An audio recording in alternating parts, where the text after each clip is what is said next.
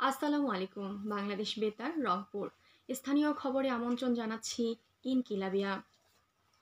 ছাত্র জনতার অভ্যুত্থান দিবস পালন উপলক্ষে 5ই আগস্ট সরকারি ছুটি ঘোষণার সিদ্ধান্ত নেওয়া হয়েছে।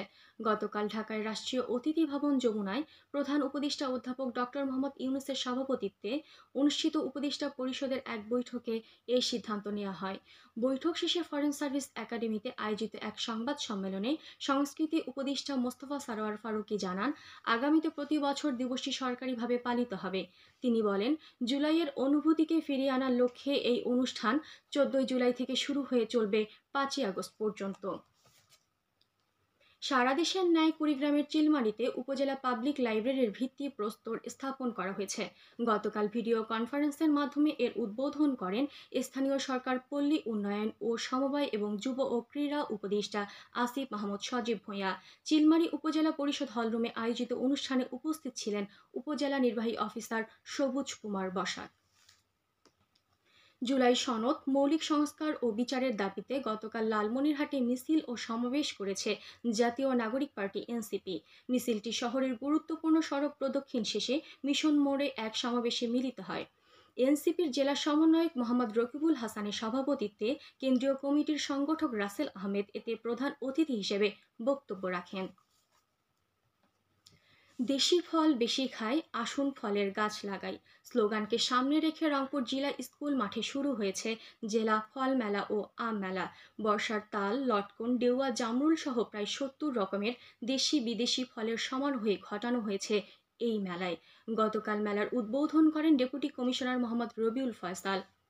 মেলায় বিষমুক্ত নানা ফল, সবজি, আধুনিক কৃষি প্রযুক্তি ও বালাইনাশক পদ্ধতির প্রদর্শনী নিয়ে 25টি সরকারি বেসরকারি দফতর অংশ নিচ্ছে। কৃষি সম্প্রসারণ অধিদপ্তরের আয়োজনে আগামীকাল পর্যন্ত এ ফল মেলা চলবে। এদিকে গাইবান্ধার সাদুল্লাপুর উপজেলায় গতকাল থেকে 3 দিন ব্যাপী জাতীয় ফল মেলার উদ্বোধন করা হয়েছে। কৃষি অফিসের উদ্যোগে আয়োজিত মেলার উদ্বোধন করেন উপজেলা নির্বাহী অফিসার কাজী মোহাম্মদ অনিক ইসলাম। জয়পুরহাটেও গতকাল থেকে জাতীয় ফল মেলা শুরু হয়েছে।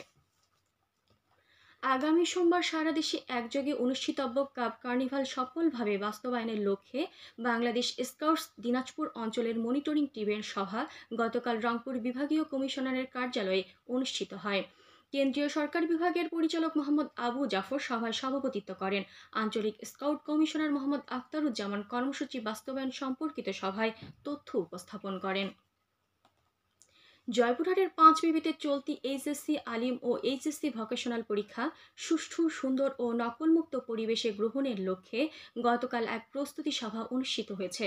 সভায় থানার ভারপ্রাপ্ত কর্মকর্তা, কেন্দ্র সচিব কক্ষ পরিদর্শক ও পরীক্ষা সংশ্লিষ্টরা উপস্থিত ছিলেন। জয়পুরহাটের 5 বিবিতে যানজট কমাতে এবং পথচারী ও জনসাধারণের চলাচলের সুবিধার্থে পৌর শহরের প্রধান সড়কের দুপাশের ফুটপাত অবৈধ দখলমুক্ত করতে উচ্ছেদ অভিযান শুরু করেছে উপজেলা প্রশাসন। গতকাল উপজেলা নির্বাহী অফিসার রোমানা রিয়াজ পৌর শহরের 3 মাথা হতে সোনালী ব্যাংক মোড় পর্যন্ত সড়কের দুধারে এ অভিযান পরিচালনা করেন। এ সময় তিনি এখনও যে সকল দোকানি ও হকার ফুটপাত দখল করে ব্যবসা চালিয়ে যাচ্ছেন তাদেরকে অবিলম্বে দোকান সরিয়ে ফুটপাত দখলমুক্ত করার আহ্বান জানান। গাইবান্ধার গোবিন্দগঞ্জে ডাকাতির প্রস্তুতিকালে আন্তজেলা ডাকাত দলের 6 সদস্যকে গ্রেফতার করেছে থানা পুলিশ। গতরাতে উপজেলার 4 মাথা এলাকায় অভিযান চালিয়ে তাদেরকে আটক করা হয়। এ সময় তাদের ব্যবহৃত প্রাইভেট কার, বিভিন্ন মোবাইল টাওয়ার ও ব্যবসা প্রতিষ্ঠানের লক কাটার ও দেশীয় অস্ত্র জব্দ করা হয়। খেলার খবর ফুটবল। জাতীয় গোল্ড কাপ ফুটবল টুর্নামেন্ট অনূর্ধ্ব-17 এর ফাইনাল খেলায় চ্যাম্পিয়ন হয়েছে রংপুরের বালকরা। গতকাল ঢাকায় অনুষ্ঠিত উত্তেজনাপূর্ণ ম্যাচে নির্ধারিত সময়ে রংপুর ও ময়মনসিংহ দল 2-2 গোলে ড্র করে। পরে টাইব্রেকারে 4-3 গোলে শিরোপা নিশ্চিত করে রংপুর। ফাইনাল শেষে বিজয়ীদের হাতে পুরস্কার তুলে দেন যুব ও ক্রীড়া উপদেষ্টা আসিফ মাহমুদ সজীব ভূঁইয়া। এই টুর্নামেন্ট থেকে বাছাইকৃত 40 জন খেলোয়াড় দেশি বিদেশি কোচদের তত্ত্বাবধানে উন্নত প্রশিক্ষণ পাবে। এদিকে আজ থেকে গাইবান্ধা জেলা প্রশাসক গোল্ড কাপ ফুটবল টুর্নামেন্ট শুরু হচ্ছে। বিকেলে জেলা স্টেডিয়ামে আয়োজিত এই টুর্নামেন্টের উদ্বোধনী খেলায় অংশ নেবে গাইবান্ধা সদর উপজেলা দল ও ফুলছড়ি উপজেলা দল। টুর্নামেন্টে জেলার 7টি উপজেলার 8টি দল অংশ নেবে। সবশেষে আবহাওয়া।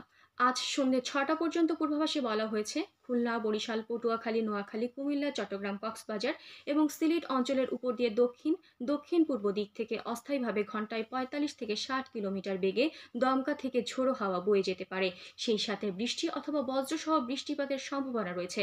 এসব এলাকার নদীবন্দর সমূহকে ১ নম্বর সতর্কতা সংকেত দেখাতে বলা হয়েছে। খবর শেষ হলো। আমাদের পরবর্তী স্থানীয় খবর প্রচারিত হবে বেলা ২টা ৫ মিনিটে।